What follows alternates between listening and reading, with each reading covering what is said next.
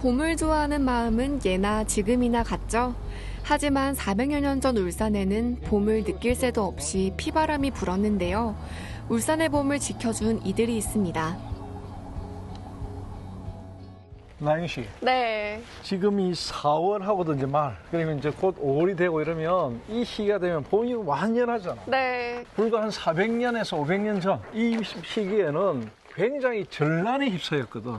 어떤 일이 있었어요? 1592년 임진왜란이 시작되면서 울산은 7년 동안 거의 외인들의 지배하에 있었거든. 그 시절에 분연히 이런 것들을 떨쳐 일어났던 의병들, 이 의병들 때문에 울산이 다시금 조정해서 도읍으로 성격하는 엄청난 일들이 있었거든요. 그런 것들은 모두 다 이 무명의 의병들 때문에 일어난 겁니다. 저는 의병이 있었고 또 활동했었다까지는 알지만 정확하게 의병이 어떤 일을 하셨는지는 잘 모르거든요. 그렇죠. 그래서 오늘은 바로 그 의병들의 활약상이 담겨 있는 아주 중요한 장소에 한번 가보려고 합니다. 지금 가볼까요? 한번 가봅시다.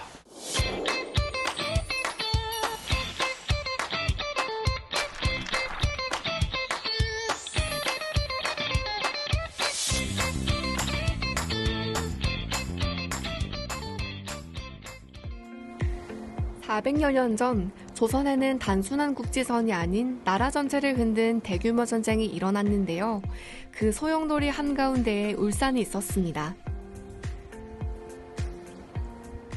봄꽃이 만개했을 1592년 봄, 울산에는 어떤 일이 벌어졌나요? 울산 1592년 봄, 엄청난 일이 벌어졌죠. 그때가 이제 4월 13일 음력이거든요. 이때 이제 일본의 이 풍신수길이 그 나고야에 본부를 차리고 스시마에 이제 본진을 갖춰가지고 부산으로 이제 침략을 합니다. 그게 이제 임진왜란의 시작이거든요. 임진왜란과 마지막 2년 동안의 정유재란, 이 기간을 합쳐서 우리는 7년 전쟁, 임진왜란이라고 통틀어서 얘기하거든요. 이 시기에 불과 하루 만에 울산은 외적의 손아귀에 들어갔거든요. 그때 당시에 울산에는 병영성이라는 육군사령부도 있고 개운포 쪽에 이제 수군사령부도 있고 막강한 군대가 있었음에도 불구하고 그때 당시에 병영성을 지키던 장군, 그리고 울산 군수로 있던 장군, 이런 사람들이 제대로 대응을 못했어요. 특히 이각이라는 이 병영성의 장수는 왜를 제대로 막지도 못하고 도망을 갔거든요.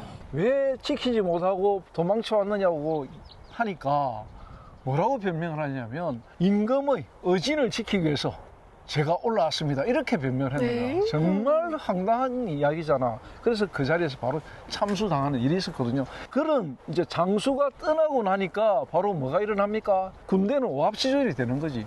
리드하는 장수도 없는 거지. 그래가지고 그때 분연히 일어났던 사람들이 바로 의병들입니다. 그 의병들 때문에 사실은 울산이 7년 전쟁의 대미를 제대로 역전시킬 수 있는 발판을 마련했던 것입니다. 혼란의 시대, 나라와 울산을 지켰던 이들은 장수도 관군도 아닌 백성이었는데요. 그들의 숭고한 희생을 기리고 잊지 않기 위해 해마다 재앙을 지내고 있습니다. 이곳은 고요하면서도 또 엄숙한 분위기가 짙은 것 같아요. 여기는 어딘가요? 여기가 바로 오늘 우리가 오려고 했던 충의사입니다. 이 충의사는 지난 1990년대 말에 이게 만들자는 움직임이 일어나고 2000년도에 이게 완성이 됐어요. 충의사라는 말 자체에서 드러나듯이 충신들이 모셔져 있는 사당이거든요. 왜 만들었느냐? 이 일대에서 도산성 전투가 일어납니다. 그래가지고 이 의병 대장들을 중심으로 한 사람들이 다 모여가지고 울산을 지켜냈거든요. 그때 울산을 지켜내면서 산하했던 많은 무명 용사들, 그분들의 넋을 기려야 한다. 그래가지고 이런 사당을 모시게 된 건데요. 사실 여기는 또 큰 뜻이 있어요. 뭐냐면 울산이 이제 전쟁이 끝나고 난 다음에 선조가 울산의 의병들이야말로 정말로 이 한반도 남쪽을 지켜낸 용사들이라는 보고를 받았거든. 그래서 특사를 파견합니다. 울산에. 그래요. 정말로 그런지 한번 조사해봐라. 샅샅이 조사했거든. 조사해가지고 울산에서 공을 세운 사람들. 선무 원종 공신이라는 이름으로 공신 책봉을 합니다. 그리고 무명의 의병들도 또 공신 책봉을 합니다. 그 사람들이 242명. 그 많은 의병들을 이제 모시는 사당을 만들어가지고 4월과 10월에 제사를 지냅니다. 그래가지고 울산을 지켜낸 선열들의 뜻을 지금도 기리고 숙모하는 행사를 하고 있는 바로 그 장소가 충의사입니다. 와, 충의사는 지금까지도 추모와 기억이 이어진다는 게 되게 인상적인데요. 그렇죠. 지금도 제사를 지내면서 선열들이 울산을 지켜내고 조선 반도를 지켜낸 그런 호국의 혼을 기리고 있습니다. 울산 의병들은 살고 죽는 문제를 남에게 의존하지 않고 스스로 선택하며 싸웠다는 점에서 큰 의미를 가지는데요. 그들이 지금까지 존경받는 이유겠죠. 그 당시에 의병은 어떻게 만들어졌는지 궁금해요. 울산이 너무 빨리 함락이 되다 보니까 그리고 또 이 성을 지키던 장수들 뭐 관리들이 다 도망을 가버리고 나니까 과거에 장군으로 일했던 사람들, 관리를 일했던 사람들이 이대로는 안 된다. 그래가지고 뜻을 모아서 일으킨 게 의병인데 꼭 하나 알아야 되는 게 임진왜란 당시에 우리나라에서 최초로 만들어진 의병이 울산이다. 그렇게 보면 됩니다. 울산에서 경주로 넘어가는 그쪽에 기박산성, 하물산성 이런 산성들이 쪽 있는데 그쪽에 기령이라는 곳에 의병들이 집결을 하게 됩니다.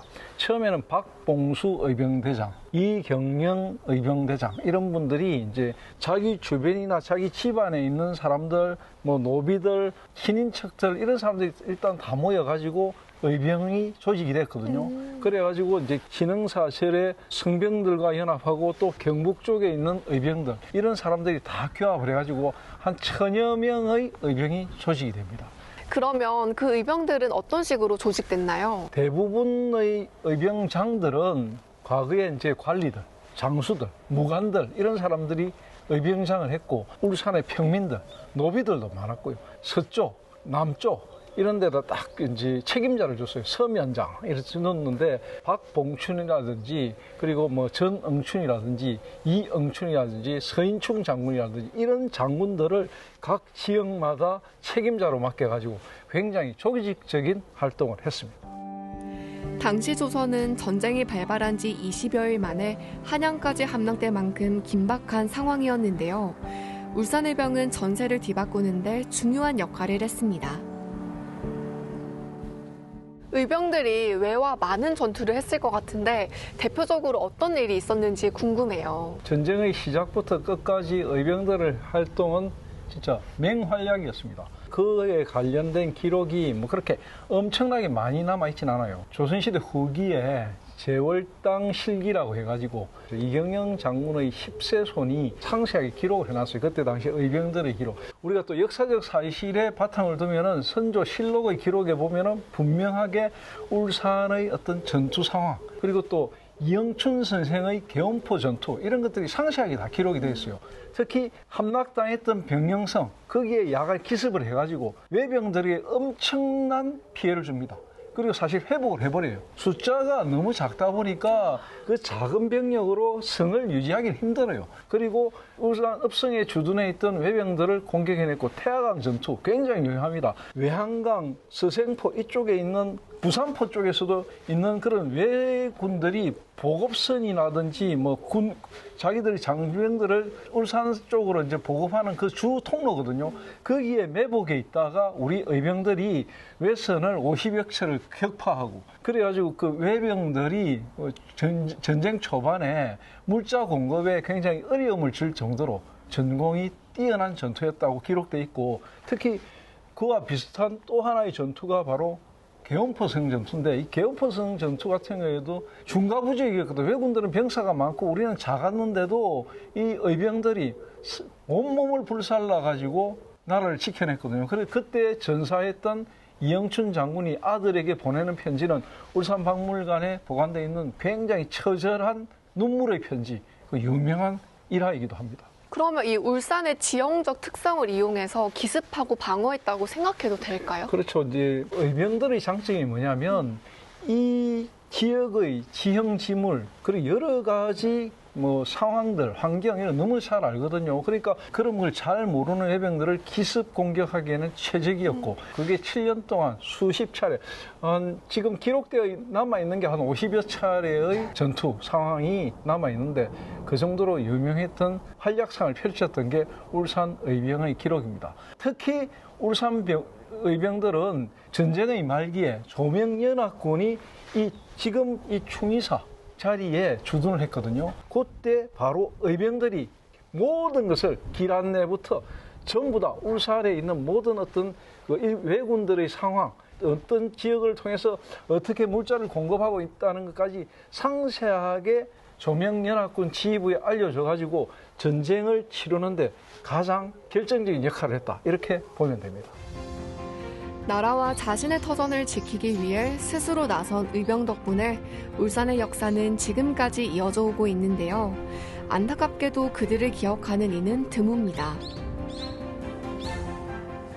그러고 보면 우리가 잘 알고 있는 의병들도 많지만 또 잘 알려지지 않은 의병들도 많을 것 같아요. 그렇죠. 공신이 책봉된 사람들 중에도 굉장히 혁혁한 전과를 올린 유명한 사람들도 많지만 사실은 그분들 중에서도 뚜렷하게 기억에 남거나 후대에 전해지거나 아니면 후대 사람들이 그 사람들에 대해서 굉장히 좀 공부를 한다든지 이런 부분들이 적은 그렇지만 정말로 훌륭한 역할을 했던 의병들도 많거든요. 특히 울산 충의사 같은 경우에는 선무 원종 공신으로 책봉됐던 분 말고 또 무명의 의병들까지 다 위패를 모셔놨거든요.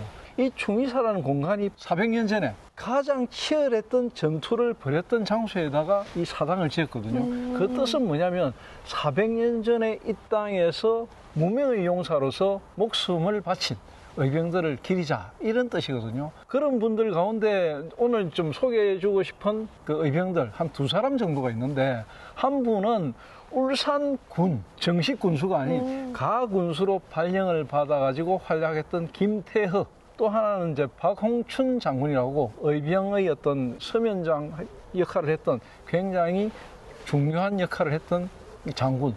김태허 장군 같은 경우에는 울산의 가군수로 임명이 됐다 했잖아요. 이제 관직을 떠나 있었거든. 전란이 일어났다. 이 소식을 듣고는 바로 앞에 자기가 임지로 있었던 울산으로 달려옵니다. 식솔들을 거느리고 울산성 탈환에 나서거든요. 그 얼마 안 되는 병력을 가지고 왜군을 혼쭐을 내고 울산성을 회복을 해버립니다. 그래가지고 이제 이분이 결국 그런 전공을 세웠기 때문에 선조가 어떻게 했냐면 정식 울산 군수로 발령을 합니다. 그래서 가군수가 됐다가 울산 군수가 됐던 인물, 그게 김태허라는 이 장군이고요. 이 장군이 결국 나중에는 울산이 이제 전쟁이 끝난 다음에 도호부로 성격되거든요. 그게 바로 의병들 때문에 일어난 건데 그때 도호부로 성격될 때 김태허 이분 울산 군수가 굉장히 큰 공을 세웠다 할 수 있고요. 또 한 분이 이제 박홍춘 장군인데 이분은 바다에서 굉장히 활약도 했지만 은양성을 회복하는데 혁혁한 공을 세운 분. 이분이 이제 지형지물을 그 의병들하고 너무 잘 알아가지고 은양성에 주둔해 있는 왜군들이 언제 제일 취약한가를 알아가지고 습격을 해서 성에 주둔하고 있던 외병들을 한순간에 몰아내고 굉장히 테러를 차단하는 혁혁한 공을 세운 분입니다. 울산 의병들은 두려움 속에서도 옳음을 선택했는데요.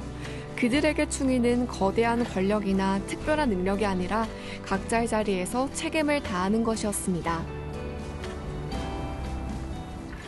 울산실록에서 울산 임란 의병 어떻게 기록할까요? 울산이라는 이 지역이 사실은 대한민국 어느 땅보다도 임진왜란 당시의 의병의 기록들이 가장 많은 곳입니다. 그러다 보니까 여러 가지 이제 우리가 추모할 공간도 많거든요. 서생포 외성의 창표사, 그리고 기박상성의 의령을 추모하는 공간, 그리고 도심 한가운데 충의사라는 공간이 있고, 이 충의사에 오면은 바로 전시관에 보면은 도산성 전투를 그려놓은 그림도 있고, 이런 아주 많은 의병들의 흔적이 남아있거든요. 이 남아있는 공간, 지금 우리가 이 찬란한 봄에 우리의 어떤 즐길거리만 찾을 게 아니고 그 400년 전에 아주 위태로웠던 국난의 순간에 울산을 지켜냈던 의병들의 기록이 울산에 남아있다는 거, 꼭 기억하시고 반드시 이번 봄에는 좀 이런 기억들을 한번 새겨보는 시간을 가질 필요가 있다고 생각합니다. 네, 일상에서 잊고 지냈던 역사의 아픔과 희생에 대해 다시 한번 느껴보는 시간이었습니다. 여러분도 이 방송을 보시고 충의라는 단어에 대해 다시 한번 생각해 보시면 좋겠습니다. 네, 그랬으면 좋겠습니다. 7년의 전쟁 동안 나라를 지켰던 울산의병입니다.